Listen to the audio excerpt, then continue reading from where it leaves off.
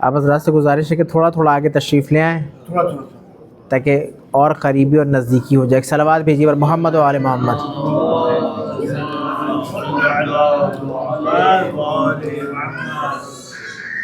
لا حول ولا قوة الا باللہ العلی العظیم.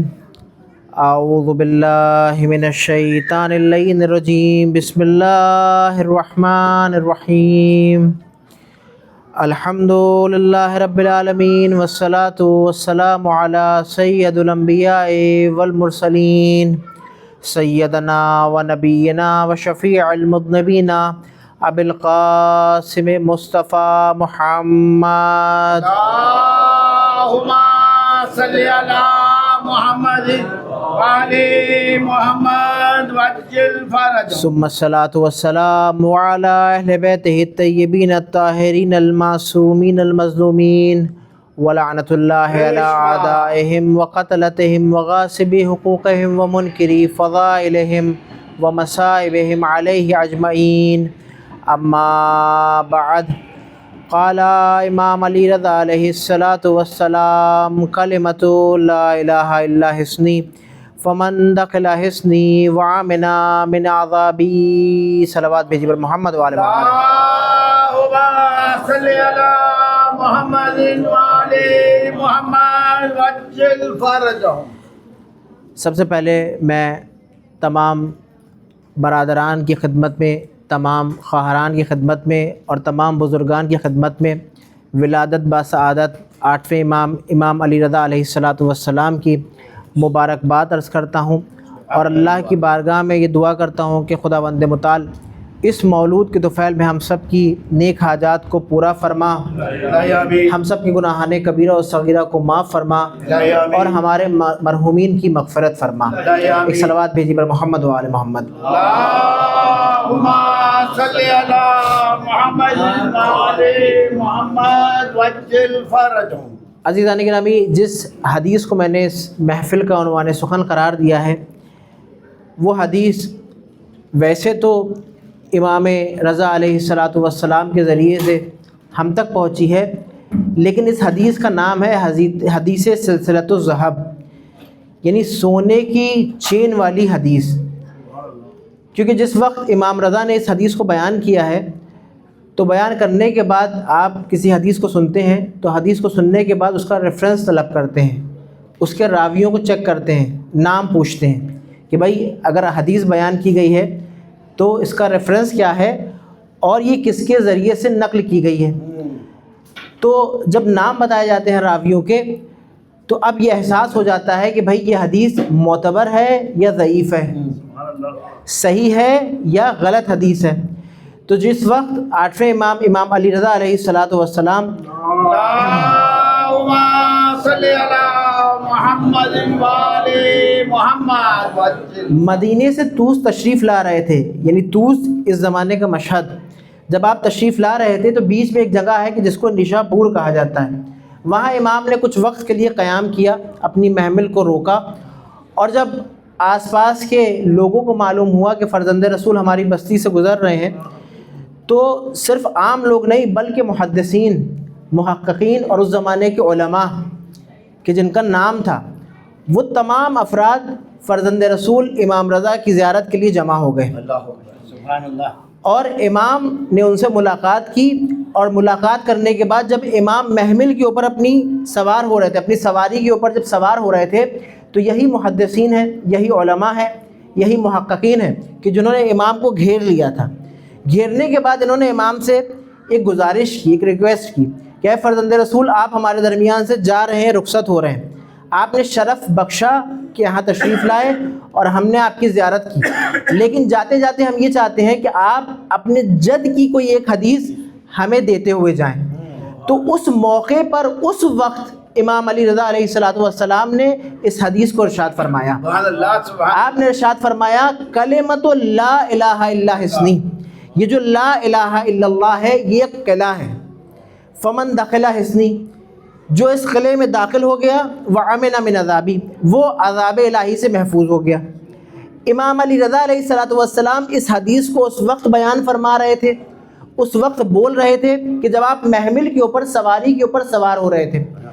راوی یہ کہتا ہے کہ امام اپنی محمل کے اوپر سوار ہوئے، محمل کے اوپر سوار ہونے کے بعد وہ جو پردے ہوتے ہیں، آپ نے دیکھا ہوگا محملوں میں جو پہلے پردے ہوا کرتے تھے، ان پردوں کو امام علی رضا نے گرایا اور محمل کو آگے بڑھایا۔ اب تمام راوی، تمام علماء، تمام محدثین، تمام محققین کہ جنہوں نے امام کی زبان سے، معصوم کی زبان سے اس حدیث کو سنا تھا، انہوں نے اپنے پاس نقل کرنا شروع کر دیا، لکھنا شروع کر دیا۔ راوی یہ سوچ رہے تھے، علماء یہ سوچ رہے تھے کہ بات مکمل ہو گئی، جلدی جلدی ہر انسان اپنے پاس اس حدیث کو نوٹ کر رہا تھا۔ امام کی محمل آگے بڑھ رہی تھی، اسی لمحے میں امام نے اپنی محمل کو دوبارہ روکا، دوبارہ پردے کو ہٹایا اور اپنے چاند سے چہرے کو باہر نکالا، سبحان اللہ، سبحان اللہ۔ اور آپ نے ارشاد فرمایا ان لوگوں کی طرف دیکھ کر، فی شرطہا و شروطہا۔ دیکھو یہ حدیث کہ جو تم اپنے پاس لکھ کر محفوظ کر رہے ہو کہ یہ لا الہ الا اللہ ایک قلعہ ہے، جو اس قلعے میں داخل ہو گیا وہ عذاب الہی سے محفوظ ہو گیا۔ لیکن سنو، قلعے میں وہی داخل ہو سکتا ہے کہ جو شرائط کو قبول کرے، شرطوں کو قبول کرے، اور شرائطوں میں اہم شرط ہماری ولایت ہے۔ سبحان اللہ۔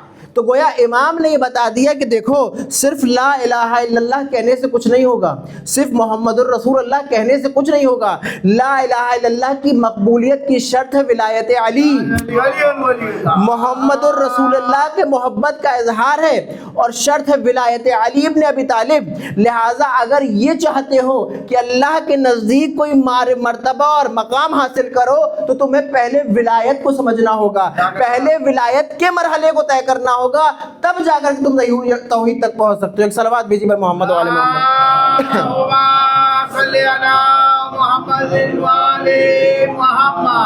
تب کہیں جا کر تم توحید کے مرحلے کو طے کر سکتے ہو۔ تو عزیزان گرامی، چونکہ بہرحال امام نے خلاصتاً اس بات کو واضح کر دیا کہ دیکھو توحید تمہاری تب قابل قبول ہے جب ہماری ولایت تمہارے پاس ہے، دین تمہارا تب قابل قبول ہے کہ جب ہم اہل بیت کی محبت تمہارے دلوں کے اندر موجود ہے، نمازیں تب تمہاری قابل قبول ہے کہ جس نماز میں بوئے علی آتی ہے، روزہ وہ اللہ کی بارگاہ میں قبول ہے کہ جس روزے کے اندر محبت علی ظاہر ہوتی ہے۔ لہٰذا تمام عبادتیں ایک طرف اور ولایت علی ابن ابی طالب ایک طرف۔ ایک صلوات بھیجیے پر محمد و آل محمد۔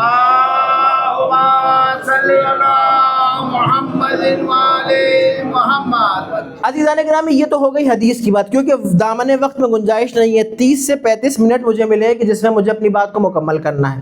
اب اس 30 سے 35 منٹ میں آپ کے سامنے امام رضا علیہ الصلوۃ والسلام کی زندگی کے وہ 3 گوشے کہ جن کے اوپر روشنی ڈالنا ہے۔ پہلا گوشہ امام کا علمی، دوسرا گوشہ کہ جس کا تعلق امام کی شجاعت سے ہے، اور تیسرا گوشہ کہ جس کا تعلق امام کے کرم سے ہے۔ بھائی سب نے یہ سنا ہے اور بارہا آپ سنتے رہتے ہیں کہ ظاہراً امام علی رضا علیہ الصلوۃ والسلام ولی عہد تھے، لیکن عزیزان گرامی ہم امام علی رضا علیہ الصلوۃ والسلام کو ولی عہد نہیں سمجھتے، بلکہ ہم امام علی رضا علیہ الصلوۃ والسلام کو کائنات کا ولی سمجھتے ہیں۔ لہٰذا وہ ولی عہدی کہ جو دنیا جس کو قبول کرتی ہے، بیان کرتی ہے، وہ محدود تھی، لیکن وہ ولی عہدی کہ جو اللہ کی جانب سے امام کو حاصل تھی وہ لامحدود ہے اور ابھی تک قائم ہے اور باقی ہے۔ آپ دیکھیں کہ لوگ اس زمانے میں بھی اعتراض کرتے ہیں کہ 8ویں امام علی رضا نے کیوں ولی عہدی قبول کی، کیونکہ ظاہراً جو حکومت تھی وہ بنی عباس کی حکومت تھی، جو حکومت اور اقتدار پہ بیٹھے تھے ظاہراً وہ مخالفین تھے، اس کے باوجود بھی امام ان کی حکومت کے تحت ولی عہد تھے۔ اب عزیزان گرامی یہ سوال کسی نے 8ویں امام سے بھی کیا، گیا ایک شخص اور جاننے کے بعد 8ویں امام سے سوال کیا کہ اے فرزند رسول، میں آپ سے یہ سوال کرنا چاہتا ہوں اور پوچھنا چاہتا ہوں کہ ظاہراً حکومت جو ہے وہ آپ کے مخالفین کی ہے، لیکن آپ اس وقت ولی عہد ہیں اس حکومت کی طرف سے، تو یہ کیسے؟ تو امام نے فرمایا کیا تم نے قرآن نہیں پڑھا ہے؟ آپ پڑھا ہے کیا؟ امام نے فرمایا اس کے بعد کیا تم نے جناب یوسف کا قصہ اور واقعہ نہیں پڑھا ہے؟ توجہ عزیزان گرامی، امام نے فرمایا کیا تم نے جناب یوسف کا قصہ اور واقعہ نہیں پڑھا ہے؟ کہا پڑھا ہے۔ کہا اس واقعے میں تم نے کیا پڑھا، کیا سیکھا؟ کہا کہ جس وقت عزیز مصر نے جناب یوسف کو طلب کیا تھا مصر، تو کیا اس وقت جناب یوسف نے انکار کیا تھا؟ تو اس نے کہا نہیں، انکار نہیں کیا تھا، طلب کیا تھا تو جناب یوسف پہنچے. کہا وہ ولی عہدی کہ جو عزیز مصر کی طرف سے جناب یوسف کو ملی تھی، کیا اس کو حاصل کرنے سے جناب یوسف نے انکار کیا؟ کہا نہیں، اس کو قبول کیا. کہا جس طریقے سے عزیز مصر کی حکومت میں رہ کر جناب یوسف کے اندر کسی طرح کی کوئی تبدیلی نہیں آئی، بھائی توجہ، ٹھیک اسی طرح سے اس حکومت میں رہ کر بھی علی رضا کے اندر کوئی بھی تبدیلی آنے والی نہیں ہے. لہٰذا یہ لوگ نہ سوچیں کہ اس وقت اگر امام ظاہراً ولی عہد تھے بنی عباس کی حکومت کے تحت تو شاید امام کے نظریات تبدیل ہو گئے ہوں گے. نہیں، ایسا نہیں ہے، تبدیل نہیں ہوئے تھے. کیوں؟ کیونکہ ظاہر سی بات ہے امام کے پاس دلیل ہے، وہ دلیل بھی قرآن سے ہے اور اس دلیل کو امام نے بیان کیا. اچھا بھائی، یہ ولی عہدی جو امام کو ملی تھی کس کی طرف سے ملی تھی؟ مامون رشید کی طرف سے ملی تھی. مامون کون تھا؟ ہارون کا بیٹا. ہارون نے کیونکہ 2 عقد کیے تھے، ظاہراً 2 شادیاں کی تھی. یہ جو مامون تھا بہرحال یہ ناجائز طریقے سے دنیا میں آیا تھا اور وجود میں آیا تھا، لیکن جو پہلی زوجہ تھی کہ جس کے ذریعے سے ہارون کا پہلا بیٹا کہ جس کا نام تاریخ میں امین بیان کیا گیا ہے، اس کی ماں عرب تھی اور مامون کی ماں عجم تھی. لہٰذا ہارون کے 2 بیٹے ہوئے، ایک مامون ہوا اور ایک امین ہوا. آدھی حکومت اور اقتدار امین کو ملی، آدھی مامون کو ملی. اب ظاہر سی بات ہے حکومت کے لیے، اقتدار کے لیے، عہدے کے لیے، مقام کے لیے اس زمانے میں بھی جنگیں ہوتی ہیں، اس زمانے میں بھی جنگیں ہوا کرتی تھیں. یہ دونوں بھائی تھے، سوتیلے بھائی تھے، لیکن کیونکہ حکومت پانا تھا، اقتدار پانا تھا، عہدہ پانا تھا، خلافت کو حاصل کرنا تھا، لہٰذا امین کو قتل کروا دیا مامون نے. جب امین کو قتل کروا دیا مامون نے، کیونکہ امین عرب تھا اور مامون عجم تھا، لہٰذا جتنے بھی عرب تھے وہ تمام عرب مخالف ہو گئے مامون کے. لہٰذا جب عرب مخالف ہو گئے مامون کے تو کیسے خلیفہ قبول کریں گے، کیسے بادشاہی قبول کریں گے مامون کی؟ لہٰذا چال کے تحت مامون نے امام کو طلب کیا مدینے سے توس، اور لا کر کے ولی عہد کا عہدہ دے دیا اور مقام دے دیا اور یہ کہہ دیا کہ امام علی رضا علیہ الصلوۃ والسلام ہماری حکومت کی جانب سے ولی عہد ہے. تو لہٰذا یہ پورا منصوبہ تھا بنی عباس کا، یہ پورا پلان تھا کہ جس کو مامون نے بنایا تھا. اچھا، مامون کے لیے تاریخ میں یہ ملتا ہے کہ اپنے زمانے کا پڑھا لکھا انسان تھا، کیونکہ آج بھی آپ دیکھیں کیونکہ ایرانی تھا، ماں کی طرف سے ایرانی تھا، غیر عرب تھا. تو اس زمانے میں بھی ایرانیوں کا دستور یہ رہا ہے، جو عجم تھے ان کا دستور یہ رہا ہے کہ وہ محقق رہے، تحقیق کرتے تھے، ریسرچ کرتے تھے. اس زمانے میں مامون اپنے زمانے کا پڑھا لکھا انسان تھا، عالم تھا، باشعور انسان تھا. لہٰذا اس کو شوق تھا کہ علماء کے درمیان بیٹھ کے مناظرے کرے، بحث و مباحثہ کرے، لوگوں سے گفتگو کرے علمی. لہٰذا اس زمانے میں وہ اپنے دربار میں، کیونکہ خلیفہ وقت بھی تھا، لوگوں کو دعوت دیا کرتا تھا. دور دراز سے دوسرے ملکوں سے لوگ آتے تھے اور بیٹھ کر کے مناظرے کرتا تھا، بحث و مباحثہ کرتا تھا، دلائل پیش کرتا تھا. اچھا، کیونکہ اسی زمانے میں امام علی رضا علیہ الصلوۃ والسلام بھی موجود تھے حکومت کے تحت، لہٰذا امام کے سامنے اس کی کوئی بات قابل قبول نہیں کرتے تھے لوگ، لہٰذا پریشان رہتا تھا. اور امام سے ظاہر سی بات ایک حسد بھی تھی، بغض بھی تھا. لہٰذا اس نے ایک دن اپنے وزیر سے یہ کہا کہ دنیا میں جہاں جہاں بھی بڑے بڑے علماء ہیں ان کو بلاؤ، ان کو طلب کرو، دعوت دو ہمارے دربار میں، ہم ایک بڑا مناظرہ رکھیں گے امام علی رضا علیہ الصلوۃ والسلام کے ساتھ. لہٰذا تمام علماء دنیا بھر کے، چاہے وہ عیسائی ہوں، چاہے وہ یہودی ہوں، چاہے وہ ہندو ہوں، پارسی ہوں، تمام علماء کو دنیا بھر کے دعوت دی گئی مامون کے دربار میں. تمام علماء بلائے گئے مامون کے دربار میں، تمام علماء آ گئے. اب ظاہر سی بات ہے اس کا مقصد کیا تھا؟ اس کا مقصد یہ تھا کہ ان علماء کو دربار میں بلا کر کے امام علی رضا علیہ الصلوۃ والسلام کی توہین کرنا اور ان کے علم کو کم دکھانا. لیکن عزیزان گرامی، صحیح معنی میں اس کو امام کے علم کی معرفت نہیں تھی. اگر معرفت امام ہوتی تو یہ عمل نہ کرتا. وہی حدیث ہے نا رسول کی کہ من ماتا ولم یعرف امام زمانہ ماتا میتتن جاہلیہ. بھائی جو بھی اپنے زمانے کے امام کی معرفت کو حاصل نہیں کرتا اس کی موت جاہلیت کی موت ہوتی ہے. اور آپ دیکھیں آخر میں جو موت ہوئی وہ جاہلیت کی موت ہوئی. کیوں؟ کیونکہ زمانے کے امام کی معرفت نہیں تھی. لہٰذا اس نے دور دراز سے علماء کو طلب کیا. اب اس میں ہندو بھی آئے، اس میں عیسائی بھی آئے، اس میں یہودی بھی آئے، اس میں پارسی بھی آئے، اور تمام علماء کو لا کر کے دربار میں بٹھا دیا. اور اس کے بعد وزیر سے یہ کہا کہ بھائی جاؤ امام علی رضا علیہ الصلوۃ والسلام کو بھی دعوت دو اور ان کو بھی بلاؤ اس دربار میں.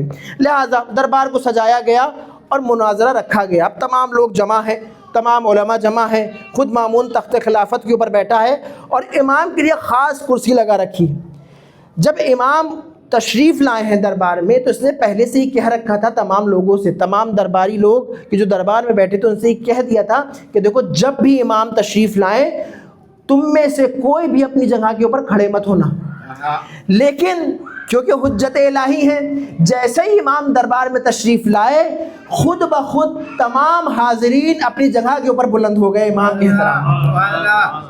لہٰذا اس نے اپنے وزیر سے ہی پوچھا کہ بھائی میں نے تو منع کیا تھا، سب کے سب اور ساتھ میں تم بھی اپنی جگہ کے اوپر بلند کیوں ہو گئے؟ تو وزیر ہی کہتا ہے کہ اللہ کی قسم میں مجبور تھا، میں کھڑا نہیں ہونا چاہتا تھا لیکن میں خود بخود بلند ہو گیا امام کو چہرے کو دیکھ کر کے۔ تو عزیزان گرامی یہ تھی ہیبت امام کہ جس کو دیکھ کر کے انسان خود بخود امام کا احترام کر رہے تھے۔ لہٰذا امام آئے، جب امام نے دیکھا کہ خاص قسم کی کرسی امام کے لیے رکھی گئی ہے، امام نے اس کے اوپر بیٹھنے سے انکار کیا۔ امام نے کہا میرے لیے ایک سادی سی کرسی لگاؤ، ایک سادی سی جگہ کے اوپر میں بیٹھوں گا۔ لہٰذا کرسی کو تبدیل کیا گیا، امام کے لیے ایک سادی سی کرسی لگائی گئی، امام نے تشریف رکھی۔ اس کے بعد سب سے پہلے امام نے یہ پوچھا کہ بھائی تم میں سے کون ہے کہ جو مجھ سے سوال کرنا چاہتا ہے؟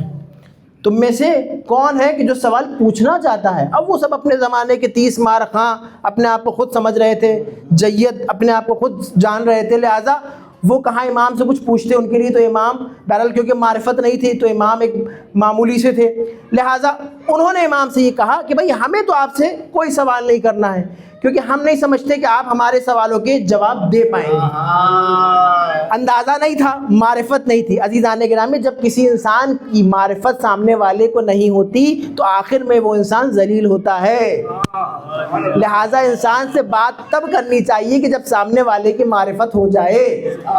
لہٰذا کہا ہمیں تو ان سے کوئی سوال نہیں کرنا ہے، کیوں؟ کیونکہ شاید ہی ہمارے سوالوں کے جواب ہمیں نہیں دے پائیں۔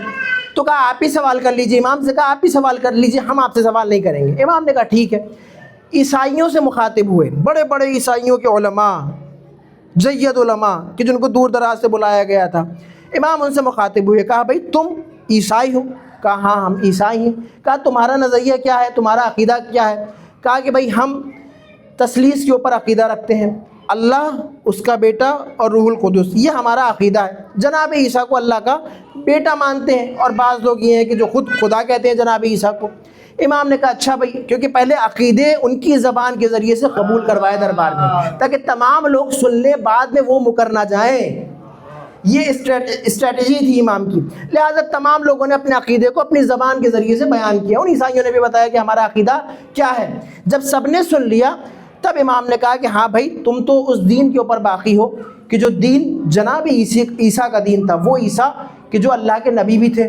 کہا عیسیٰ بہت نیک تھے، امام نے فرمایا عیسیٰ بہت نیک تھے، بہت اچھے تھے، لیکن کبھی نماز نہیں پڑھتے تھے، کبھی روزہ نہیں رکھتے تھے، کبھی عبادت الہی میں مشغول نہیں ہوتے تھے۔ اب تمام عیسائی کہ جو بیٹھے ہوئے تھے جید علماء تھے، لہٰذا جب انہوں نے یہ سنا کہ یہ ہمارے خدا کے لیے جناب عیسیٰ کے لیے کہہ رہے ہیں کہ عیسیٰ تھے تو بہت اچھے لیکن کبھی عبادت نہیں کرتے تھے، کبھی نماز نہیں پڑھتے تھے، کبھی روزہ نہیں رکھتے تھے، کبھی عبادت الہی میں مشغول نہیں ہوتے تھے، بس جیسے ہی یہ سنا امام کی زبان سے ایک مرتبہ اپنی جگہوں کے اوپر بلند ہو گئے، کھڑے ہو گئے، اور کھڑے ہونے کے بعد یہ کہا کہ غلط، جو آپ کہہ رہے ہیں یہ بالکل غلط ہے۔ امام نے کہا کیوں؟ کیا وہ نماز پڑھتے تھے؟ کہا بالکل وہ نماز پڑھتے تھے۔ کہا وہ روزہ رکھتے تھے؟ کہا بالکل وہ روزہ رکھتے تھے۔ کیا کہا وہ عبادت الہی میں مشغول ہوتے تھے؟ کہا بالکل عبادت الہی میں مشغول ہوتے تھے۔ جب امام نے ان کی زبان سے، توجہ عزیزان گرامی، ان کی زبان سے تمام چیزوں کو قبولوا لیا، تب امام درباریوں کی طرف مخاطب ہو کر کے یہ کہتے ہیں کہ میں بھی تو یہی کہنا چاہتا ہوں کہ عیسیٰ خدا نہیں تھے۔ بھائی توجہ، عیسیٰ خدا نہیں تھے کیونکہ خدا عبادت نہیں کرتا ہے، خدا وہ ہوتا ہے کہ جو بے نیاز ہوتا ہے۔ صلوات بھیجی میں محمد و آل محمد۔ صلی علی محمد و آل محمد۔ لہذا وہ تمام عیسائی، وہ تمام پادری، وہ تمام عیسائی علماء خاموش ہو گئے۔ اب امام نے ان سے مسکرا کر کے یہ کہا کہ اب بتاؤ تمہیں کچھ پوچھنا ہے مجھ سے؟ تو کہا نہیں، اب ہمارے پاس کچھ باقی ہی نہیں رہا کہ جو ہم آپ سے سوال کریں۔ لہٰذا یہ تھا امام کا علمی پہلو، کیوں؟ کیونکہ باب مدینۃ العلم کے پوتے ہیں، علی ابن ابی طالب کے پوتے ہیں، علی کے بیٹے ہیں، لہٰذا وہی علم کہ جو علم مولا کائنات کے پاس تھا، یہ پہلا پہلو تھا۔ دوسرا پہلو امام کی شجاعت کا، ظاہراً امام نے کوئی جنگ نہیں لڑی۔ کچھ امام کہ جو میدان جنگ میں آئے، جس طریقے سے مولا متقیان میدان جنگ میں آپ دکھے، امام حسن مجتبیٰ کہ جو میدان جنگ میں نظر آئے ظاہراً، امام حسین علیہ السلام کہ جو خود تاریخ کہتی ہے کہ میدان جنگ میں موجود تھے، اور اس کے بعد بقیہ امام جو ہیں، چاہے وہ امام زین العابدین ہو، امام محمد باقر ہو، ظاہراً یہ میدان جنگ میں نہیں آئے، انہوں نے دوسری طریقے سے جہاد کیا۔ اسی میں ایک نام امام علی رضا علیہ السلام کا بھی ہے۔ امام علی رضا میدان جنگ میں نہیں آئے۔ اچھا، کیونکہ مامون امام کو موقع موقع پر ڈرانے کی کوشش کرتا تھا تاکہ یہ ہمارے اختیار میں رہ کر کے کام کریں، لیکن اس کو معرفت نہیں تھی، لہذا ایک دن امام سے یہ کہا کہ اے فرزند رسول، چلیے آپ کو ہم اپنی فوج کا مشاہدہ کرواتے ہیں، فوج دکھاتے ہیں کہ ہمارے پاس کتنی تعداد میں فوج موجود ہے۔ لہٰذا اب اس زمانے میں کیونکہ مشہد تھا، آج جو لوگ مشہد گئے انہوں نے دیکھا ہوگا کہ بڑے بڑے میدانوں کے ارد گرد پہاڑ ہوتے ہیں، اونچے اونچے پہاڑ ہوتے ہیں، لہٰذا ایک میدان میں لے گیا، ویسے ہی میدان تھا اور اس کے چاروں طرف پہاڑ تھے، لہٰذا بیچ میدان میں لے جا کر کے امام کو کھڑا کر دیا، کہا کہ اے فرزند رسول، اب آپ دیکھنا چاہتے ہیں کہ ہماری فوج کی تعداد کتنی ہے۔ ایک مرتبہ مشرق کی طرف اشارہ کیا تو فوجیں ظاہر ہونا شروع ہو گئیں، پھر مغرب کی طرف اشارہ کیا اور فوجیں ظاہر ہونا شروع ہو گئیں، سامنے اشارہ کیا اور فوجیں ظاہر ہوئیں، پیچھے اشارہ کیا اور لوگ ظاہر ہونے لگے، یعنی چاروں طرف اس نے امام کو اپنی فوجوں کا مشاہدہ کروایا۔ امام چاروں طرف اس کی فوجوں کا مشاہدہ کر کے یہ کہتے ہیں کہ اے مامون، بس اتنی ہی فوج تیرے پاس ہے؟ بس اتنے ہی لوگ تیرے پاس ہیں؟ بس اتنے ہی افراد تیرے پاس ہے؟ کہا یہ کم ہے کیا؟ اب امام نے فرمایا یہ تیری فوج تھی کہ جن کا مشاہدہ تو نے مجھے کروایا، اب کیا تو میری فوج دیکھنا چاہتا ہے؟ مامون کہتا ہے اے فرزند رسول، کیا آپ کے پاس بھی فوج ہے؟ کہا بالکل ہے، اللہ نے ہمیں فوج عطا کی ہے، جب ہم چاہتے ہیں تو فوج کو ظاہر کر دیتے ہیں۔ کہا کہاں ہے وہ فوج؟ امام نے فرمایا آسمان کی طرف دیکھو۔ جیسے ہی مامون نے آسمان کی طرف دیکھا تو کیا دیکھا کہ فرشتے گھوڑوں پر سوار ہو کر ہزاروں کی تعداد میں زمین کے اوپر نازل ہو رہے ہیں۔ بھائی توجہ عزیزان گرامی، یہ تو صرف مشاہدہ کروایا تھا کہ جس مشاہدے کو دیکھ کر مامون اسی وقت موقع پر بے ہوش ہو گیا۔ اب عزیزان گرامی اندازہ لگائیے، جب مشاہدے کا اثر یہ تھا اور جب آخری علی حجت الہی پردہ غیب سے ظاہر ہوگا اس پورے لشکر کے ساتھ، تو دنیا کے ظالمین کا کیا عالم ہوگا اس فوج کو۔ محمد آل محمد،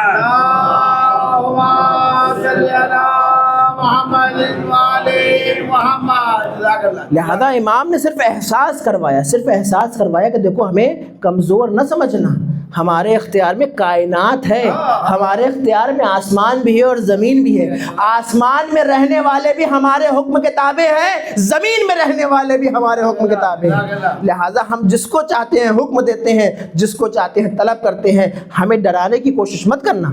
یہ تھا امام کی شجاعت کا پہلو۔ تیسرا، امام کی کرم کا پہلو۔ آٹھویں امام علی رضا علیہ السلام نے انتہائی سادگی کی زندگی گزاری۔ آپ ولی عہد تھے لیکن اس کے باوجود بھی آپ کا لباس سادہ لباس تھا۔ اچھا، لباس کے اوپر ایک روایت ہے، بعض اوقات کیا ہوتا ہے کہ لوگ اچھا لباس پہننا پسند نہیں کرتے، جبکہ اسلام تاکید کرتا ہے کہ آپ کو اچھا لباس پہننا چاہیے، آپ کو شائستہ لباس پہننا چاہیے، کیونکہ لباس کا اثر آپ کی شخصیت پہ ہوتا ہے، آپ کی پرسنالٹی پہ ہوتا ہے۔ لوگ یعنی دنیا والے آپ کو جج کرتے ہیں آپ کے لباس کو دیکھ کر کے، آپ کی پرسنالٹی کو جج کرتے ہیں آپ کے لباس کو دیکھ کر کے، لہٰذا تاکید ہے اسلام کی جانب سے بھی کہ جو لباس آپ پہنے وہ اچھا پہنے، اور اسی طریقے سے جوتے کے لیے بھی تاکید ہے کہ جو جوتا یا چپل آپ پہنے وہ اچھی پہنے۔ کیوں؟ ریزن بیان کیا اسلام نے۔ اسلام یہ کہتا ہے کہ جب بھی تمہارا دشمن تم سے ملاقات کرنے آئے گا وہ سب سے پہلے تمہارے پیروں کو دیکھے گا، لہٰذا اتنا اچھا جوتا پہنو تاکہ وہ تمہارے پیروں کو دیکھ کر کے جل جائے۔ لہٰذا یہ ایک طریقہ ہے کہ جس کو اسلام نے بیان کیا ہے۔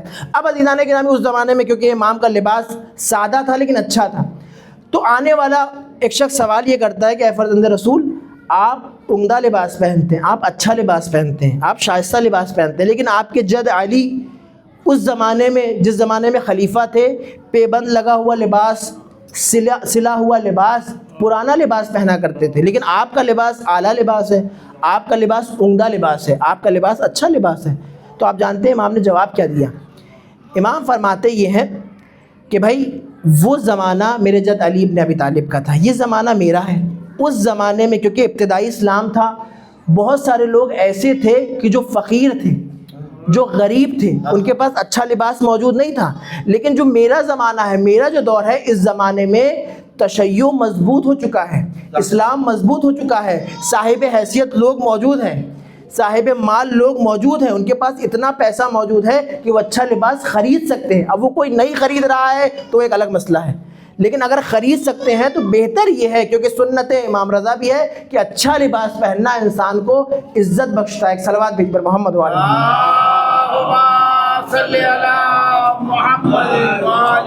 محمد۔ لہذا امام کی زندگی کا آخری پہلو بیان کرنا، اور آپ کی زحمت تمام۔ آخری پہلو امام کے کرم کا۔ امام اکثر اپنے گھر میں بیٹھے رہتے تھے، لوگ آتے تھے ملاقات کے لیے، آپ کی زیارت کے لیے۔ تو ایک چاہنے والا آیا، دور دراز سے آیا، پریشان تھا، پریشان حال تھا، آیا امام کی خدمت میں۔ امام بیٹھے ہوئے تھے، لوگ آ رہے تھے، امام سے ملاقات کر رہے تھے۔ آتے ہی امام کو سلام کیا اور شکوے شروع کر دیے۔ اے فرزند رسول، کیا آپ کو معلوم ہے، کیا آپ کو ہوش ہے، میں نے کتنے دن سے کھانا نہیں کھایا، میرے گھر میں کتنے دن سے فاقے ہو رہے ہیں، میں بھوکا ہوں، میرے بچے بھوکے ہیں، میرے بچے پریشان ہیں، میرے گھر والے پریشان ہیں، میں آپ سے مدد کے لیے آیا ہوں، مدد کی گزارش کرتا ہوں، مدد کی درخواست کرتا ہوں۔ اس طرح کے جملے امام کی خدمت میں آ کر کے کہنے لگا۔ امام اس کی باتوں کو خاموشی سے سنتے رہے۔ امام کے آگے ایک تشت رکھا ہوا تھا، اس تشت میں انگور رکھے ہوئے تھے، انگور کے گچھے رکھے ہوئے تھے۔ امام نے اس تشت میں سے ایک انگور کے گچھے کو اٹھایا اور اٹھا کر کے اس شخص کو دے دیا کہ جو آ کر کے اپنے دکھڑے رو رہا تھا امام کی خدمت میں۔ امام نے اس کو پکڑا دیا، اس نے انگور امام سے لیا اور دیکھا اور کہا یہ کیا ہے؟ کہا اس سے نہ میری غربت ختم ہونے والی ہے، نہ میری پریشانی ختم ہونے والی ہے، نہ میرے فاقے ختم ہونے والے ہیں۔ اب یہ امام سے کہہ رہا تھا، اسی اثنا میں ایک دوسرا شخص وارد ہوا، اس نے امام کو سلام کیا، امام کے ہاتھ کا بوسہ لیا اور امام کے سامنے بیٹھ گیا۔ کہا اے فرزند رسول، اب یہ دوسرا شخص یہ کہتا ہے اے فرزند رسول، بہت دور سے آیا ہوں، مقصد یہ تھا کہ بس آپ کی زیارت ہو جائے، لہٰذا اللہ نے اس مقصد کو پورا کیا، لہٰذا امام کے سامنے وہ کہتا ہے لہٰذا میں اللہ کا شکر ادا کرتا ہوں کہ اس نے مجھے توفیق دی کہ میں نے فرزند رسول کی زیارت اپنی گناہگار آنکھوں سے کر لی۔ جیسے ہی امام نے اس کے اس جملے کو سنا، امام نے وہ پورا تشت انگور کا جو امام کے آگے رکھا تھا وہ اس شخص کے آگے پیش کر دیا۔ امام نے کہا یہ تمہارے لیے۔ اب وہ شخص دیکھ رہا ہے جو پہلے آیا تھا کہ جس کے ہاتھ میں ایک انگور کا گچھا ہے، وہ دیکھ رہا ہے کہ یہ ہو کیا رہا ہے۔ وہ پورا تشت کے جو امام کے آگے انگور کا رکھا تھا امام نے اس دوسرے شخص کے آگے پیش کر دیا۔ امام نے کہا یہ تمہارے لیے۔ کہا ہے فرزند رسول، مجھے یہ نہیں چاہیے، مجھے جو چاہیے تھا وہ چیز مل گئی، مقصد یہ تھا کہ بس آ کر کے آپ کے چہرے کی زیارت کر لوں، لہذا مقصد پورا ہوا، میں اللہ کا شکر ادا کرتا ہوں۔